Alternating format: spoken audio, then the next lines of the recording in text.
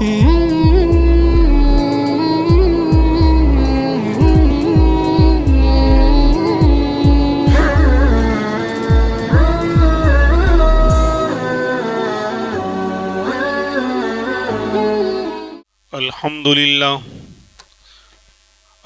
لله كفى وسلام على عباده الذين اصطفى أما بعد فأعوذ بالله من الشيطان الرجيم بسم الله الرحمن الرحيم وربنا الذي أعطى كل شيء خلقه ثم هدى وقال الله تبارك وتعالى اهدنا الصراط المستقيم صدق اللہ العظیم اللہم صلی علی سیدنا محمد وعلی آل سیدنا محمد وبارک وسلم اللہم صلی علی سیدنا محمد وعلی آل سیدنا محمد وبارک وسلم اللہم صلی علی سیدنا محمد وعلی آل سیدنا محمد وبارک وسلم۔ قرآن کریم کی 2 آیتیں تلاوت کی گئیں۔ اس میں پہلی آیت اللہ تبارک و تعالیٰ نے ہر شے کو جو پیدا کیا ہے، دنیا کے اندر انسان بھی ہیں، جانور بھی ہیں، حیوان بھی ہیں، فرشتے بھی ہیں، جنات بھی ہیں، اور اس کے علاوہ جن کو ہم بے جان سمجھتے ہیں، یعنی پیڑ پودے اور پتھر اور پہاڑ، تو سب اللہ کی مخلوق ہے، ہر شے کو اللہ نے پیدا کیا ہے۔ لیکن دنیا میں جانے کے بعد، ہر چیز کا دنیا میں وجود ہونے کے بعد اس کا وہاں کام کیا ہے، دنیا میں اس کو کیوں بھیجا گیا، اس چیز کو دنیا میں کیوں پیدا کیا گیا، اس کا مقصد کیا ہے، اللہ تبارک و تعالیٰ نے ہر چیز کو سکھلا دیا ہے۔ یعنی دنیا میں بھیجنے سے پہلے ہی انسان ہو، جنات ہوں، جانور ہوں، چرندے ہوں، پرندے ہوں، کوئی بھی ہو، اللہ تبارک و تعالیٰ نے سب کو ان کا کیا کام ہے دنیا میں، ان کو پیدا کرنے کا مقصد کیا، ان کو پہلے سے ہی سکھلا دیا ہے۔ اسی کو قرآن کہہ رہا ہے وَرَبُّنَا الَّذِي أَعْطَى كُلَّ شَيْءٍ خَلْقَهُ ثُمَّ هَدَى، کہ ہمارا رب وہی ہے، ہمارا رب، ہمارا پالنہار، ہمارا پروردگار وہی ہے، الَّذِي أَعْطَى كُلَّ شَيْءٍ خَلْقَهُ، جس نے ہر چیز کو پیدا کیا، ثُمَّ هَدَى، پھر اس کی رہنمائی، اس کو ہدایت دی۔ تو اس آیت کے پیش نظر اللہ تبارک و تعالیٰ نے یہ بات بالکل واضح اور کلیئر کر دی کہ دنیا میں ہر چیز کے آنے کا، ایک پیدا ہونے کا ایک مقصد ہے، اور وہ چیز اپنے مقصد سے نہیں ہٹتی۔ انسان کا معاملہ الگ ہے، ہمیں اختیار دیا گیا، با اختیار مخلوق بنایا گیا، تو حالانکہ انسان سب سے اشرف ہے، سب سے اعلیٰ ہے، ان مخلوق میں سب سے اونچا اس کا مقام ہے، لیکن پھر بھی یہ بہت سے کام اللہ کی نافرمانی والے کر ڈالتا ہے۔ لیکن اس کے علاوہ انسان و جنات کے علاوہ جو دنیا میں چیزیں ہیں، جانور ہیں، چرندے ہیں، پرندے ہیں، ان کو کس مقصد کے لیے پیدا کیا گیا، ان کا دنیا میں کام کیا، اللہ نے پہلے سے ان کی پی ایچ ڈی کروا دی، ان کو شاندار کالج میں پہلے سے پڑھوا کر اور ہدایت دے کر بھیجا ہے۔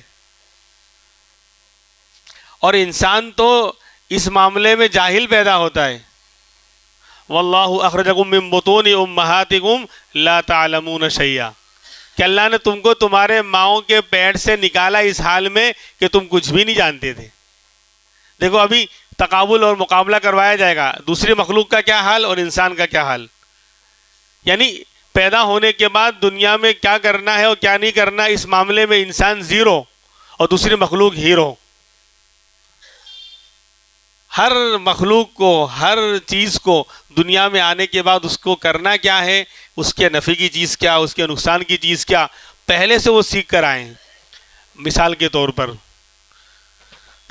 مرغی کا چوزا پیدا ہوا، انڈے سے بچہ نکلا، چھوٹا سا انڈے سے چھوٹا سا بچہ ابھی 2 گھنٹے پہلے 1 گھنٹے پہلے پیدا ہوا، نکلتے ہی وہ دانہ چگنے لگ جائے گا۔ کون سی اسکول کالج میں پڑھ کر آیا تھا جہاں اس کو بتایا گیا کہ یہ دانہ ہے اور اس طرح نکلنے کے بعد تجھے اس طرح منہ میں لے کر یعنی چننا ہے اور اپنا پیٹ بھرنا ہے۔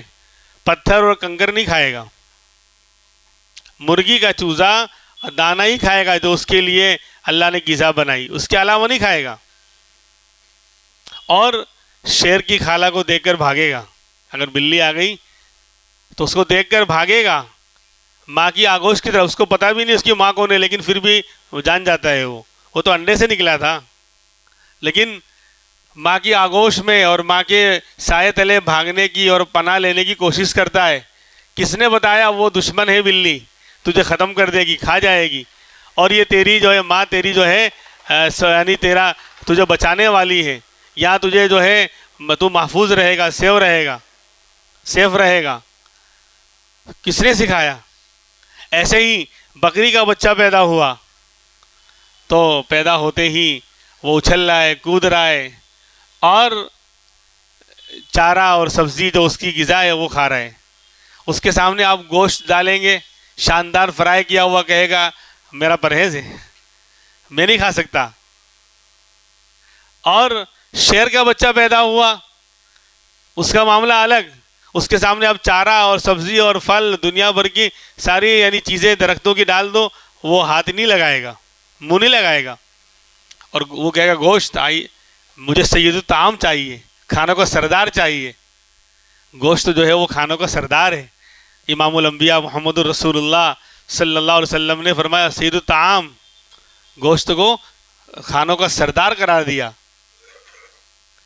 آج کل لوگ کہتے ہیں نا یہ نقصان دہ، یہ نفع والا ہے۔ نقصان دہ جب اوور لمٹ ہوگا تو نقصان دہ ہے نا۔ ہم نے نظام بگاڑا ہے، سسٹم ہم نے بگاڑا ہے، ورنہ یہ چیز ہمارے ان الدنیا خلقت لکم وانکم خلقتم للآخرہ، یعنی فرمایا کہ دنیا اور دنیا کی ساری چیزیں انسان تیرے لیے، تو بنا میرے لیے، آخرت کے لیے۔ تو ایسا کیسے ہو سکتا ہے کہ جو چیز ہمارے لیے پیدا کی گئی وہ نقصان دہ ہو؟ نقصان دہ کیوں ہو رہا ہے؟ ہم نے سسٹم اور نظام کو بگاڑا ہے، کھانے پینے کا ٹائم ہم نے چینج کیا، اور بے ترتیب اوور لمٹ۔ بھائی ہر ایک کا نظام ہے کہ بھائی بڑی عمر والا ہے اس کو کیا چاہیے، اور جوان ہے اس کے لیے کیا ہے۔ تو اگر ہم پہلے سے ہی اللہ کے بنائے ہوئے نظام شریعت کی رہنمائی میں اگر ہم کھانا پینا بھی ڈھنگ سے کر دے تو کوئی چیز ہمیں نقصان نہ کرتی۔ ہم نے پہلے ہی نظام بگاڑ ڈالا، جب طاقت تھی سب کچھ تھا، دے دھنادن سب آنے دو، یعنی انکمنگ کا سارا سسٹم ایک دم اوپن کر رکھا تھا، آنے دو آنے دو آنے دو۔ پھر جب اوور لمٹ ہو گیا، چربی بڑھ گئی، یہ ہو گیا، تو آپ بولے اب یہ پرہیز، یہ نہیں کھانے کا، وہ نہیں کھانے کا۔ ارے سب اللہ نے انسان کے لیے، پوری مخلوق، ہر چیز ویج ہو کہ نان ویج ہو، سب انسان کے لیے، اور انسان کو اللہ نے اپنے لیے بنایا ہے۔ تو جو چیزیں اللہ نے پیدا کی ہیں وہ انسان کے نفع کے لیے۔ بہرحال تو میں عرض کر رہا تھا کہ شیر کا بچہ وہ پیدا ہونے کے بعد اس کا نفع کیا ہے، نقصان کیا ہے، اس کو جانتا ہے۔ بکری کا بچہ پیدا ہونے کے بعد دنیا میں آنے کے بعد اس کو کیا کرنا ہے اور کیا نہیں کرنا ہے، نفع کیا ہے، نقصان کیا ہے، ساری ٹریننگ اور ہدایت لے کر آیا ہے وہ۔ مرغی کا چوزا بھی، لیکن انسان کا بچہ جاہل پیدا ہوتا ہے، لا تعلمون شیئا، اسی لیے تو اس کو نہیں معلوم اس کے نفع کی چیز کیا ہے، نقصان کی۔ چھوٹا بچہ ہے، آگ کا انگارہ ہاتھ میں پکڑا دو لے لے گا، پکڑ لے گا، اور بلکہ منہ میں بھی رکھ لے گا، کھانے لگ جائے گا اس کو۔ یعنی انسان کو نہیں معلوم، اس بچے کو نہیں معلوم، ارے بچے کو چھوڑو، اب تو بڑوں کو نہیں معلوم، یعنی معلوم ہے کہ یہ چیز نقصان دہ، ڈائبٹیز ہے اور فلاں بیماری ہے، اس میں یہ میٹھا نقصان دہ ہے، لیکن پھر بھی کھا رہے ہیں۔ بولے 2 ٹیبلٹ ایکسٹرا لے لوں گا، لیکن کھانا ہے۔ اور ادھر بکری کے سامنے شاندار گوشت بہترین ایک دم ڈالو، وہ منہ نہیں ڈالے گی، بالکل نہیں۔ تو ربنا الذی اعطى كل شیء خلقه ثم هدى، کہ ہمارے رب نے ہر چیز کو پیدا کیا، اور پیدا کرنے کے بعد دنیا میں اس کو کیا کرنا ہے، اس کی ہدایت۔ یہ عام ہدایت ہے، یعنی اس ہدایت کے اندر پوری مخلوق شامل ہے۔ ہاں کہ جانور کو کیا کرنا ہے، پرندے کو کیا کرنا ہے، کیا اس کے لیے نفع کیا نقصان، پہلے سے ہی وہ اسکول کالج میں سیکھ کر آئے ہیں، اللہ نے ان کو پہلے سے سکھا دیا ہے۔ وہ تو انسان کا بچہ یہاں پیدا ہونے کے بعد پھر سیکھتا ہے، پھر اس کے ماں باپ بچپن میں اس کو سکھاتے ہیں یہ کھانا ہے، یہ نہیں کھانا ہے بیٹا، یہ نقصان دہ، یہ فائدہ مند ہے، ایسا بولو ایسا مت بولو، اور سلام کرو، یہ کرو، یعنی اچھے اخلاق اور تہذیب اس کو سکھلاتے ہیں۔ لیکن اس معاملے میں انسان کے علاوہ دیگر جو جاندار ہیں وہ ٹریننگ یافتہ ہیں۔ شہد کی مکھی ہے، پیدا ہوتے ہی اللہ تبارک و تعالیٰ نے اس کو کیا کرنا ہے، وَأَوْحَىٰ رَبُّكَ إِلَى النَّحْلِ، کہ آپ کے رب نے پہلے سے اس کو دل میں سکھا دیا کہ درختوں پہ رہنا ہے اور پھولوں کا رس چوسنا ہے وغیرہ وغیرہ، اور بہت ہی زیادہ صفائی اور پاکیزگی کے ساتھ پورا نظام سیکورٹی کا وہاں چلتا ہے۔ کوئی بھی شہد کی مکھی اگر گندگی سے اڑ کر آ رہی ہے، شہد تو اس کے پیٹ سے نکلتا ہے، وہ جو رس اس نے چوسا اندر نکلا پھر وہ اگلتی ہے۔ یخرج من بطونها شراب مختلف الوان، قرآن کہہ رہا ہے کہ نکلتا ہے اس کے پیٹ سے شہد جو مختلف ذائقے اور مختلف تاثیر اور ٹیسٹ والا ہوتا ہے۔ بھائی نیم کے درخت کا شہد الگ، بیر کے درخت کا الگ، زعفران کا الگ، پھول کا گلاب کا الگ، چمیلی کا شہد الگ۔ درختوں اور پھلوں اور پھولوں کی تاثیر اس شہد کے اندر آتی ہے، جس درخت کا شہد اس نے تیار کیا ہے، اور یہ اس کی نفاست، پاکیزگی اور صفائی ستھرائی کی وجہ سے اللہ تبارک و تعالیٰ نے اس کے پیٹ سے اتنا شاندار کہ فیہ شفاء للناس کہا، اس میں لوگوں کے لیے شفا ہی شفا ہے، وہ اللہ تیار کرتے ہیں۔ یعنی وہ اتنی پاکیزہ اور نفاست پسند ہوتی ہے، اتنے یعنی وہ صفائی ستھرائی کا خیال، پورا نظام چلتا ہے، باقاعدہ چیکنگ ہوتی ہے۔ جب شہد کی مکھیاں شہد کا رس چوس کر آتی ہیں، جہاں چھتا ہے وہاں ان کی رانی ملکہ بھی ہوتی ہے، اور سیکورٹی کا نظام ہوتا ہے، وہاں چیکنگ ہوتی ہے کہ کوئی شہد کی مکھی گندگی اور ناپاکی تو لگا کر نہیں آئی ہے ساتھ میں، ورنہ وہاں چھتے پہ بیٹھے گی پورا شہد خراب ہو جائے گا۔ تو وہاں سیکورٹی والے شوٹ کر دیتے ہیں، وہاں جو ہے یعنی کیا کہتے ہیں معافی کا نظام نہیں ہے، اگر گڑبڑ کر کے آئی ہے فوراً۔ اسی لیے آپ دیکھیں گے کہ چھتوں کے آس پاس کچھ مکھیاں مری ہوئی پڑی ہوئی ہوتی ہیں، وہ شوٹ کی ہوئی ہوتی ہیں، ان کو ختم کر دیا جاتا ہے کہ گندگی والا مال نہیں چاہیے۔ بہرحال تو اللہ تبارک و تعالیٰ کا یہ نظام ہے، یہ ہدایت عامہ کہلاتی ہے، یعنی انسان تو انسان کے علاوہ ہر مخلوق کو، ہر چیز کو اللہ نے پیدا کرنے کے ساتھ ہی اس کو دنیا میں کیا کرنا ہے کیا نہیں کرنا ہے، اس کے لیے نفع کیا نقصان کیا، پہلے سے سکھا کے اللہ نے بھیج دیا ہے۔ اور وہ اپنے نفع اور اچھے برے کو، نفع نقصان کو، اچھے برے کو اچھی طرح جانتے ہیں، ہم سے زیادہ جانتے ہیں۔ میں نے ابھی مثال دے کے بتایا، انسان تو بچہ بھی غلطی کرتا ہے اور بڑا ہونے کے بعد بوڑھا بھی غلطی کرتا ہے کہ اپنے نفع نقصان کو جانتا ہے کہ یہ نقصان دہ چیز ہے، میں بیمار ہوں پھر بھی کھائے گا، پھر بھی اس کو استعمال کر رہا ہے۔ لیکن جانوروں میں یہ بات نہیں ہے، ان کو جو نفع کی چیز ہے، جو ان کے غذا ہے، فوڈ ہے، اسی کو لیں گے، اس کے علاوہ کو نہیں کھائیں گے۔ خیر، اسی پر اللہ تبارک و تعالیٰ کا نظام دیکھیے آگے۔ ایک پوری دنیا کے اندر ایک مچھلی ہوتی ہے ایل نام کی، ایل۔ اللہ نے ہزاروں قسمیں مچھلیوں کی اللہ نے پیدا فرمائی ہے۔ بلکہ ایک جگہ سفر میں جانا ہوا تو وہاں ایک مچھلی تھی کہ اس کے اوپر قرآن کریم کی آیتیں لکھی ہوئی ہیں۔ جموں شہر میں جموں دریائے توی جو بہتا ہے، دریائے توی اس لیے جموں توی بولتے ہیں، تو توی وہ دریا کا نام ہے جو جموں سے بہتا ہے۔ تو اسی دریا کے اوپر ایک میوزیم بنا ہے، مچھلی گھر بنایا ہے، اس کے اندر ہزاروں قسم کی مچھلیاں تھیں، اور اس کے اندر ایک مچھلی ایسی بھی کہ اس کے اوپر قرآن کی آیتیں یعنی قدرتی طور پر لکھی ہوئی ہیں۔ انہوں نے بہت زیادہ پوری دنیا سے مچھلیوں کو جمع کرنے کا اہتمام کیا، بہت بڑا میوزیم ہے وہ، اس کے اندر یعنی سینکڑوں قسم کی مچھلیاں۔ تو بہرحال ایک مچھلی ایل نام کی ہوتی ہے، اور ایل مچھلی جو ہے پوری دنیا کے اندر سمندروں میں پائی جاتی ہے، لیکن اس کے انڈے دینے اور بچے دینے کی جگہ پوری دنیا کے اندر ایک ہی ہے، برموڈا ٹرائنگل، جو امریکہ کا جو ایک امریکہ کی ریاست ہے کیلیفورنیا، اس کے پاس میں جو سمندر ہے برمودا، وہاں اس سمندر کے اندر ہی اللہ تبارک و تعالیٰ نے اس کے لیے تاثیر رکھی ہے کہ وہ انڈا وہیں پر دے گی۔ اب آپ اندازہ لگاؤ، پوری دنیا کی ایل مچھلیاں جب بھی ان کو انڈا دینا ہوگا، پوری دنیا سے سفر کر کے 71% دنیا میں پانی ہے، 29% زمین ہے، تو دنیا کے بڑے بڑے سمندر، کوئی یعنی ناروے کی مچھلی ہے سمندر کی، کوئی جو ہے انٹارکٹیکا، نیوزی لینڈ اور آسٹریلیا وہاں کے سمندر کی مچھلی ہے، کوئی جو ہے ادھر یعنی ایسٹ کی طرف جو ملک ہیں وہاں کی مچھلیاں ہیں، یعنی ہزاروں کلومیٹر، 10,000 20,000 25,000 40,000 کلومیٹر کا سفر طے کر کے سمندر کے اندھیرے میں، اس کو کیسے معلوم؟ سب کو پہنچنا ہے وہیں برمودا ٹرائنگل میں، جو امریکہ کے قریب وہ سمندر ہے کیلیفورنیا کے پاس۔ آپ سرچ کریں گے، مولانا یوٹیوب صاحب رحمۃ اللہ علیہ وہ آپ کی رہنمائی کریں گے۔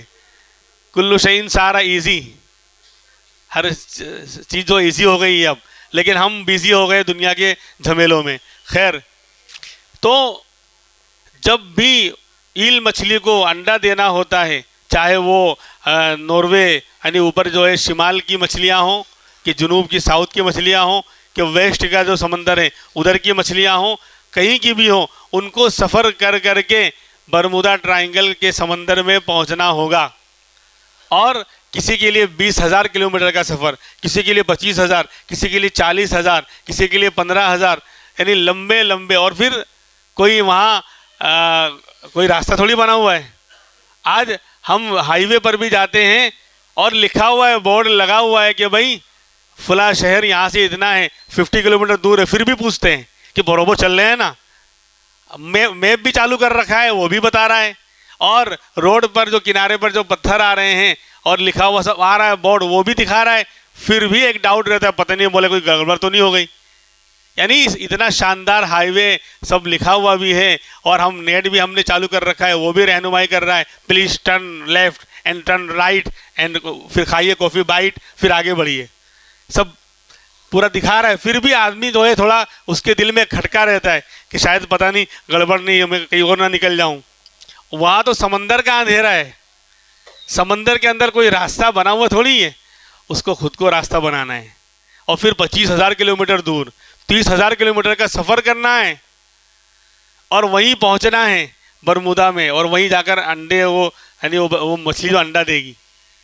یہ بھی تعجب کی بات کہ کون سکھا رہا ہے، کون سی ذات ہے جو ان کی رہنمائی کر رہی ہے، ہم اندازہ لگائیں۔ اور پھر یہ تو تعجب کی بات تھی، اس سے بڑی تعجب کی بات کیا ہے معلوم؟ یہ جو بچے پیدا ہوں گے، ماں آئی انڈے دے کے چلی گئی، کوئی 25,000 کلومیٹر دور سے آئی تھی، کوئی 30,000 کلومیٹر دور سے آئی تھی، کوئی ناروے اور کوئی کہاں کی یعنی مچھلیاں تھیں، انڈے دے کے وہ چلی گئی۔ اب بچے بعد میں نکلے تو اب ان کو تھوڑی معلوم میری اماں کہاں سے آئی تھی۔ میری اماں ناروے کے سمندر کی ہے، اور میری اماں جو ہے وہ انٹارکٹیکا کے سمندر کی ہے، نیوزی لینڈ کے علاقے کی ہے، کسی کو معلوم ہی نہیں ہے۔ لیکن اللہ تبارک و تعالیٰ نے ان کو ہدایت دے رکھی ہے، ان کو سکھلا رکھا ہے۔ اب وہ بچے جب تھوڑے بڑے ہوں گے اور وہ یعنی تیرنے اور چلنے کے لائق ہو جائیں گے، تو وہ بھی پہنچیں گے وہیں پر جہاں سے ان کی ماں آئی تھی۔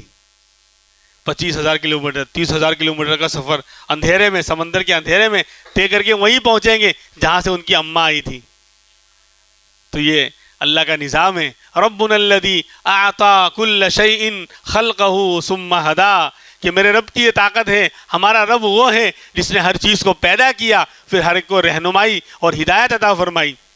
تو یہ ہدایت عام ہدایت ہے، یہ انسانوں کے لیے بھی ہے اور ہر جاندار اور ہر مخلوق کے لیے بھی ہے، کہ اس کو دنیا میں کیا کرنا ہے، کیا اس کے لیے نفع، کیا نقصان، کہاں کھانا ہے، کہاں جینا ہے، کہاں رہنا ہے۔ یہ ہدایت اللہ نے سب کو دے رکھی ہے، اور ہر مخلوق، ہر جاندار اللہ کی دی ہوئی رہنمائی اور ہدایت کے مطابق ہی عمل کرتا ہے، اس کے خلاف نہیں کرتا۔ پھر آگے ہدایت کا دوسرا معنی ہے جو انسانوں اور جناتوں کے ساتھ خاص ہے۔ یہ تو عام ہدایت تھی، یہ والی اللہ نے سب کو دی۔ اس کے بعد نمبر 2 کی ہدایت ہے، ہدایت یعنی دین ہمیں دنیا میں اللہ کو فالو کرنا ہے، ایک دین اور مذہب کو ماننا ہے، تو ہمارا رب کون اور ہمیں کیا کرنا، ہدایت خاصہ، اس کو خاص ہدایت کہیں گے۔ اس کے اندر انسان اور جنات ہی آئیں گے۔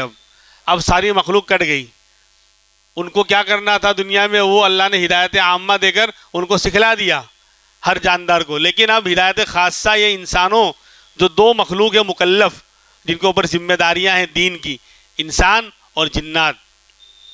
اسی لیے بار بار سورہ رحمان کے اندر انہی دو کو اللہ نے نعمت بیان کرنے کے بعد مخاطب بنایا ہے۔ فَبِأَيِّ آلَاءِ رَبِّكُمَا تُكَذِّبَانِ فَبِأَيِّ آلَاءِ رَبِّكُمَا تُكَذِّبَانِ، اے انسان اور جنات، تم اپنے رب کی کون کون سی نعمت کو جھٹلاؤ گے؟ یعنی دیکھو یہ نعمت، یہ اللہ نے دیا، یہ کیا، یہ کیا، ان نعمتوں کو دیکھ کر اس کا شکر ادا کرو، اللہ کو پہچانو، اپنے آپ کو نیک عمل کی طرف لاؤ، گناہوں کو چھوڑو۔ تو بار بار 33 مرتبہ 34 مرتبہ بار بار یعنی انسان اور جنات ہوئی کو اللہ مخاطب بنا رہے، کیونکہ ان کے اوپر دین کی ذمہ داری ہے، ایمان لانا، اللہ کو پہچاننا، شرک اور گناہ اور کفر کو چھوڑنا، نیک عمل کرنا، اسلام کے اندر داخل ہونا، یہ انسان اور جنات کو مکلف اور ذمہ دار اس کا بنایا گیا ہے۔ بکری کو نہیں پوچھیں کہ تو مسلمان کیوں نہیں ہوئی، تو نے کلمہ کیوں نہیں پڑھا۔ جانوروں کو نہیں پوچھا جائے گا، وہ تو کیا ہو جائیں گے، مٹی ہو جائیں گے کل۔ ہاں دنیا میں اگر سینگ والے بکرے نے بغیر سینگ والے بکرے کو مارا ہوگا تو اللہ کل اس کو سینگ دیں گے اور اس کو بولیں گے اب تو بھی مار لے، بدلہ لے لے، ختم۔ کنتُ ترابا، یعنی تم ترابا، تم مٹی ہو جاؤ، اللہ ختم کر دے گا۔ لیکن دو مخلوق انسان اور جنات یہ مکلف ہیں، یہ ذمہ دار ہیں، دین کو اپنانا، ایمان قبول کرنا، کفر و شرک سے بچنا، نیک عمل کرنا، گناہوں سے اپنے آپ کو بچانا، خود بھی اسلام پر چلنا اور دوسروں کو بھی اسلام پر لانے کی فکر کرنا، کوشش کرنا، یہ انسانوں اور جناتوں دونوں کی ذمہ داری ہے۔ تو اب ان کو اللہ نے دوسری ہدایت خاصہ دی، یعنی یہی انبیاء کو بھیجا۔ اسی لیے تو سورہ فاتحہ کے اندر سب سے بڑی دعا جو مانگنے کو کہا گیا ہے اور جس کے مانگے بغیر چارہ نہیں، اور بار بار منگوایا ہے اور سب سے پہلے منگوایا ہے۔ بھائی شروع کی جو آیتیں ہیں وہ تو اللہ کی تعریف اور حمد کے لیے، یعنی یہ بتاؤ یہ افسوس کا مقام ہے یا نہیں؟ سورہ فاتحہ جو ہر نماز میں پڑھی جاتی ہے اور عام طور پر ہر مسلمان کو یاد ہوتی ہے، لیکن میں یعنی کسی کو کیا کہتے ہیں نیچا دکھانا یا کسی کو توہین کرنا مقصد نہیں ہے، خالی میں یہ پوچھنا چاہتا ہوں کیا ہم تمام کو اس کا ترجمہ بھی یاد ہے یا پورا؟ سوچیں میں 20 سال سے نماز پڑھ رہا ہوں، میں 30 سال سے پڑھ رہا ہوں، اور دنیا بھر کے جھمیلے اور دنیا بھر کی چیزیں مجھے معلوم ہیں۔ موبائل پر یہ مسئلہ اور یہ SMS اور یہ چیزیں، گجرات میں کیا ہو رہا ہے اور MP میں کیا ہو رہا ہے، الیکشن ہوا، فلاں ہوا، ایگزٹ پول کیا آیا اور یہ ہونے والا ہے، حالانکہ ایک چینل میں سن چکا، پھر دوسرے چینل میں، پھر تیسرے میں، پھر چوتھے میں، پھر پانچویں میں، پھر ذہنوں میں جو ہے واقف ہونا اچھی چیز ہے، حالات سے واقف مسلمان جو ہے غافل نہیں رہتا، لیکن اسی کے ہو جاؤ، بار وہی صبح ہوتی ہے، شام ہوتی ہے، زندگی لا یعنی اور بیکار باتوں میں تمام ہوتی ہے، تو یہ یعنی افسوس کا مقام ہے یا نہیں؟ میں 30 سال سے نماز پڑھ رہا ہوں، میں 20 سال سے نماز پڑھ رہا ہوں، میں 40 سال سے نماز پڑھ رہا ہوں، سورہ فاتحہ مجھے یاد ہے لیکن اس کا ترجمہ تک یاد نہیں ہوا ابھی تک، اس کا مطلب اور تفسیر اور مسائل وہ تو جانے دو میرے بھائی، وہ تو عجیب حال ہے۔ سورہ فاتحہ سے ہزاروں مسائل علماء اکرام نے نکالے ہیں۔ بات یاد آ گئی، میں آپ کو بتاؤں یعنی کیسی کیسی محنتیں کی ہیں۔ امام احمد بن حنبل رحمۃ اللہ علیہ جو چوتھے امام ہیں، امام شافعی رحمۃ اللہ علیہ یہ دوسرے نمبر کے امام، تو امام شافعی رحمۃ اللہ علیہ استاد ہوتے ہیں امام احمد بن حنبل رحمۃ اللہ علیہ کے۔ آج سعودی میں اور حرم شریف میں امام احمد بن حنبل کا مسلک چلتا ہے، انہی کے مسلک کے مطابق حنابلہ ان کو بولتے ہیں، انہی کے مسلک کے مطابق نمازیں وغیرہ ہوتی ہیں۔ تو امام احمد بن حنبل شاگرد ہیں امام شافعی رحمۃ اللہ علیہ کے، اور اللہ نے بہت بڑا مقام عطا فرمایا ہے۔ چوتھے نمبر، 4 امام ہیں نا دنیا میں، چاروں امام کے ماننے والے اہل سنت والجماعت کے ماننے والے کہلاتے ہیں۔ امام ابو حنیفہ رحمۃ اللہ علیہ جو ہمارے امام ہیں، پوری دنیا میں آدھی دنیا سے زیادہ لوگ امام ابو حنیفہ کے فالوور ہیں، امام ابو حنیفہ کے مسلک پر چلنے والے ہیں۔ نمبر 2 پر امام مالک رحمۃ اللہ علیہ کا نمبر آتا ہے جو مدینہ کے امام تھے۔ نمبر 3 پر امام شافعی رحمۃ اللہ علیہ کا نمبر آتا ہے اور نمبر 4 پر امام احمد بن حنبل رحمۃ اللہ علیہ. تو امام احمد بن حنبل رحمۃ اللہ علیہ جو چوتھے نمبر کے امام ہیں وہ امام شافعی کے شاگرد ہیں. میں یہ بتا رہا ہوں، بات یاد آ گئی کہ سورہ فاتحہ کا ترجمہ تک بہت سے کو ترجمہ چھوڑو الفاظ تک صحیح نہیں ہوئے.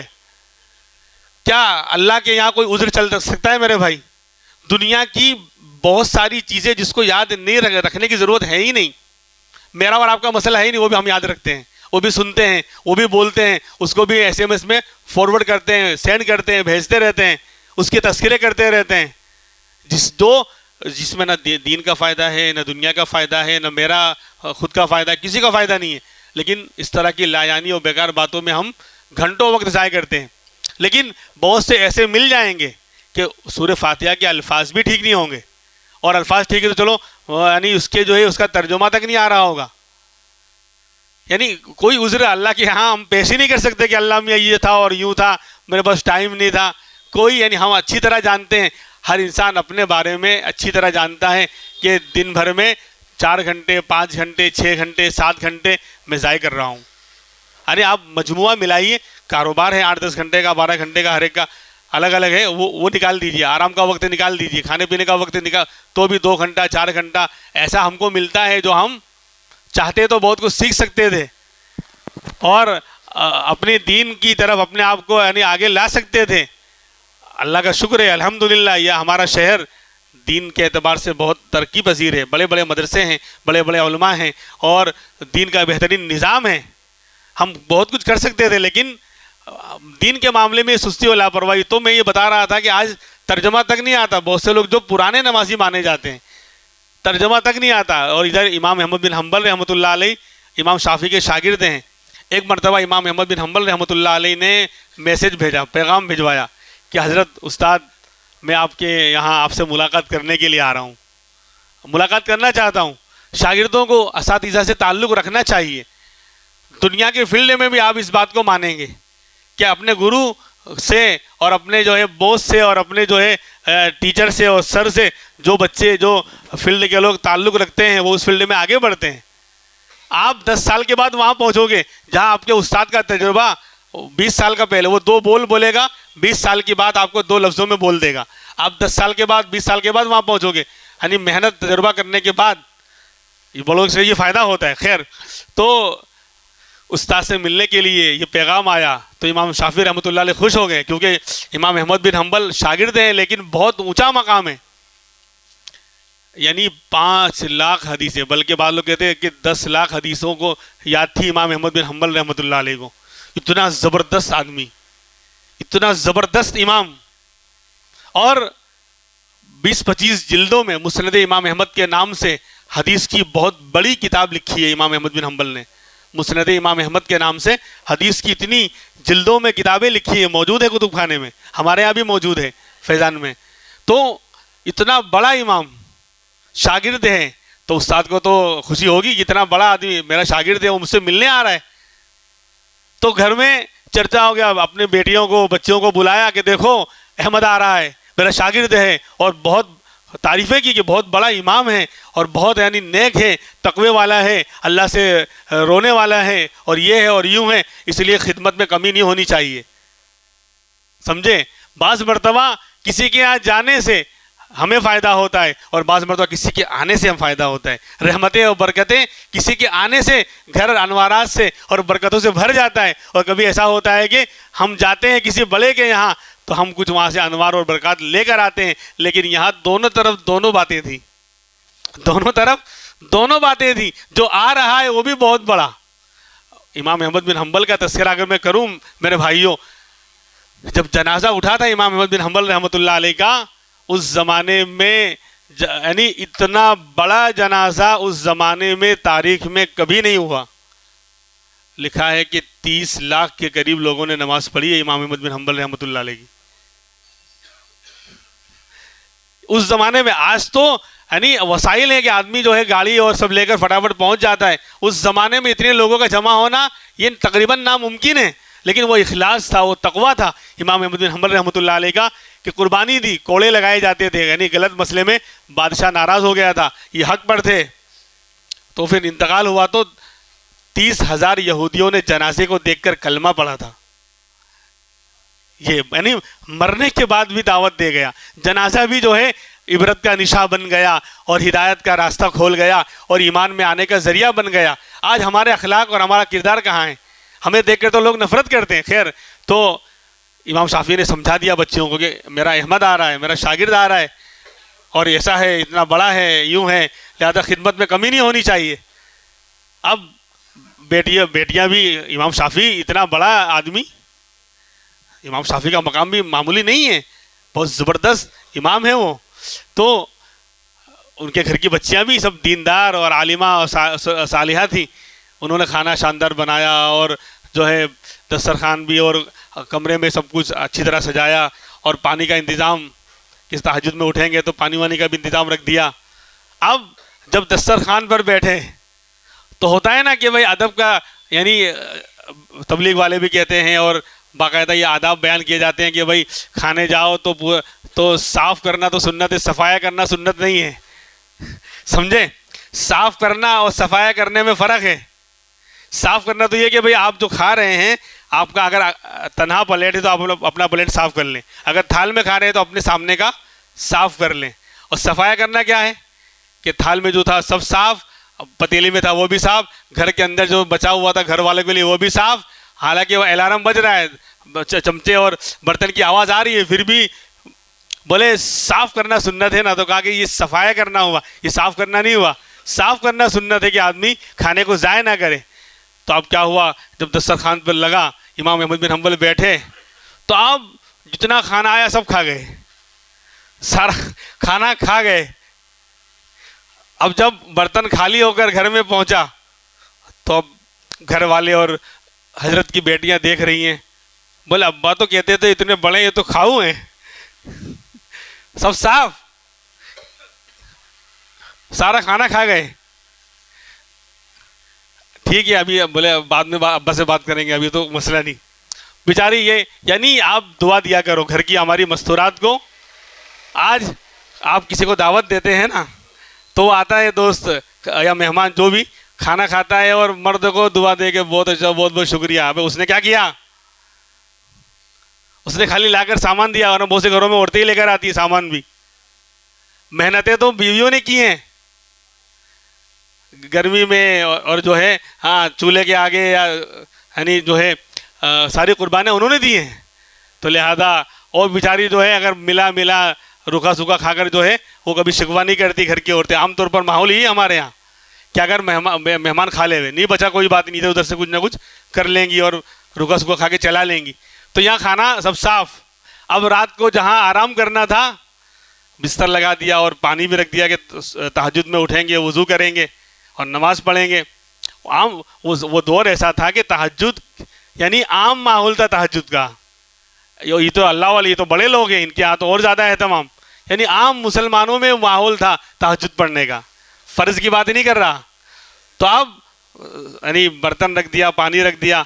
اب جب صبح ہوئی دونوں حضرات مسجد چلے گئے نماز پڑھنے کے لیے. اب آئی صفائی کرنے کے لیے لڑکیاں, تو دیکھا بولے پانی رکھا ہوا ہے. بولے ابا تو بڑی بڑی تعریفیں کر رہے تھے, ایک تو رات کو کھانا بھی دبا کے جم کے کھا لیا, سب صفایا کر دیا, صاف نہیں صفایا کر دیا, اور پانی بھی استعمال, اس کا مطلب کھراٹے لے کے سوتے رہے, تہجد میں اٹھے نہیں ہیں. دیکھو پانی وہیں رکھا ہوا ہے, پانی یہیں رکھا ہوا ہے. بولے اب تو ابا کو بولنا پڑے گا, اب تو ابا کو کہنا پڑے گا کہ ابا آپ بہت تعریفیں کر رہے تھے جب آئے صبح میں نماز کے بعد.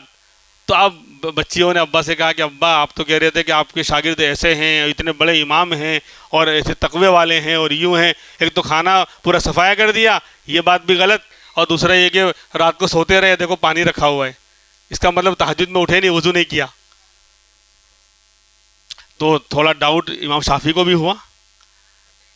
تو بلایا کہ احمد آپ کی شکایت آئی ہے, آپ کی شکایت آئی ہے کہ آپ جو ہے آپ نے کھانا خوب دبا کے کھایا اور آپ سوتے رہے, آپ نے تہجد بھی نہیں پڑھی, پانی ویسے ہی رکھا ہوا ہے. تو بولے استاد اچھا ہے آپ نے سوال کر لیا, اگر آپ نہ سوال کرتے تو میں نہیں بتاتا مسئلہ اور معاملہ کیا ہے. تو کہا کہ حضرت جب دسترخوان پر بیٹھا تو میرے دل میں پہلے سے ہی کہ استاد کے گھر جا رہا ہوں, اور پھر اس زمانے کا امام شافعی رحمۃ اللہ علیہ کا گھر, اور وہ تقوی و طہارت. اور پھر امام احمد بن حنبل بھی ویسے ہی. تو نگاہیں مرد مومن کو پہچانتی ہیں. تو کہا کہ حضرت کے گھر جا رہا ہوں, سارے انوارات اور برکات کو سمیٹ کے آؤں گا. تو جب میں دسترخوان پہ بیٹھا تو میں دیکھ رہا ہوں کہ اتنا پاکیزہ اور حلال اور نورانی کھانا ہے کہ اس پر برکتیں اور رحمتیں خوب آئیں گی. لہذا اتنا حلال اور پاکیزہ کھانا احمد تجھے نہیں ملے گا, اب کہیں اور نہیں ملے گا. اس لیے میں نے کہا کہ سب سمیٹ لوں, سب کھا لوں. اس لیے میں نے جو ہے سارا کھانا اپنے معمول کے خلاف کہ یہ آج تو بولے شاندار آئٹم ہے, دبا کے کھا لو. ہمارا زاویہ بدل گیا کہ آئٹم شاندار ہے, اندر معاملہ گڑبڑ ہوگا وہ نہیں. آئٹم شاندار ہے, دیکھا جائے گا.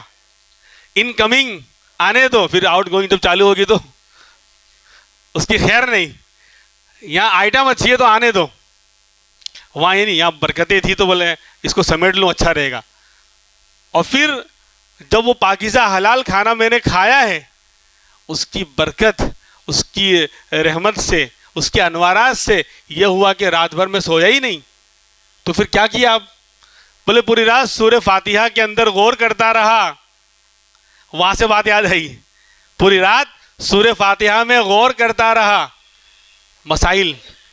اور ایک رات میں اس پاکیزہ کھانے کی برکت سے 1000 مسئلے میں نے نکالے ہیں. مسلمانوں کہاں وہ ہیں اور ہم کہاں ہیں؟ ہمیں ترجمہ تک یاد نہیں, الفاظ تک یاد نہیں. اور یہ افسوس کرنے کی بات ہے یا نہیں؟ ایک دن میں مسلمان سورہ فاتحہ کے الفاظ صحیح کر سکتا ہے. اگر اپنی دنیا کی الٹی سیدھی یعنی بیٹھکوں کو چھوڑ دے, ارے نہ چھوڑے لیکن اس میں سے تھوڑا سا وقت نکال لے, 15 منٹ, آدھا گھنٹہ, 1 گھنٹہ نکال لے کہ اللہ کا کلام سورہ فاتحہ پورے قرآن کا دل ہے, وہ پورے قرآن کا خلاصہ ہے. وہ وہاں ایک رات میں سورہ فاتحہ 7 آیتیں ہیں, اس سے 1000 مسئلے نکالے امام احمد بن حنبل نے. اتنا پاکیزہ کھانا تھا, اتنا نورانی کھانا تھا کہ رات بھر نیند نہیں آئی. اور میں سورہ فاتحہ میں غور کرتا رہا اور اللہ نے جو ہے مجھے 1000 مسئلے نکالنے کا موقع دیا. جب سویا ہی نہیں, وضو ٹوٹا ہی نہیں تو پانی استعمال کرنے کا مسئلہ کہاں سے آئے گا؟ اس لیے جو ہے بغیر وضو کیے میں نے نماز تہجد کی پڑھی. اس کے بعد جو اللہ نے توفیق دی 2 4 6 رکعت 8 رکعت اللہ نے جو یہ پڑھی. تو یہ ہے میرے بھائیوں, یہ ہمارے اللہ والوں کا ان کا مقام تھا. آج پوری دنیا میں چاروں اماموں کا مسلک پوری دنیا میں آج پھیلا ہوا ہے, ان کی ان قربانیوں کی وجہ سے, ان کی ان محنتوں کی وجہ سے. میرے بھائیوں ہم وہاں تک تو نہیں پہنچ سکتے, اتنا تو ہم نہیں کر سکتے, لیکن اتنا تو کر سکتے ہیں نا کہ اپنی نماز کو ٹھیک کرے. اپنا جو ہے یعنی ٹھیک ہے, آپ اللہ نے مال دیا ہے, اللہ نے وقت دیا ہے, دنیا میں کھانا پینا حلال کھائیے پیجیے, گھومنا پھرنا, اس سے انکار نہیں, لیکن دین کا بھی خیال رکھیے. فرائض تو زندگی میں چھوٹنے ہی نہیں چاہیے, کچھ بھی ہو جائے, کہیں بھی چلے جائیں آپ, فرض نماز میں نہیں چھوڑوں گا. یہ جذبہ, یہ جو ہمت اور یہ جو ہے ایک یعنی عزم ارادہ ہونا چاہیے کہ بھائی فرض نماز تو نہیں چھوٹے گی.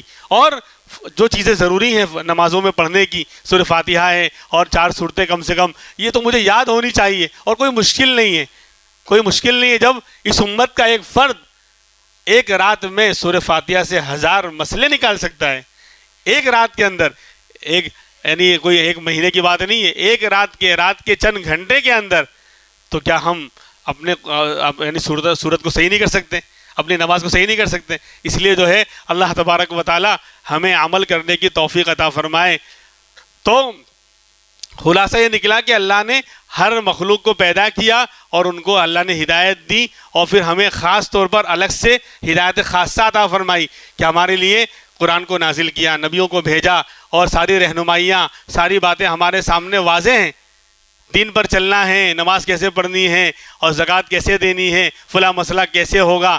آج الحمدللہ کتابوں میں سب موجود, اور کتابوں میں تو ہے ہی, علماء کرام, مفتیان کرام, دین کے جو ہے ذمہ دار موجود ہیں. آپ جو ہے اپنی رہنمائی دین کے بارے میں حاصل کر سکتے ہیں. اللہ تبارک و تعالی ہمیں عمل کرنے کی توفیق عطا فرمائے.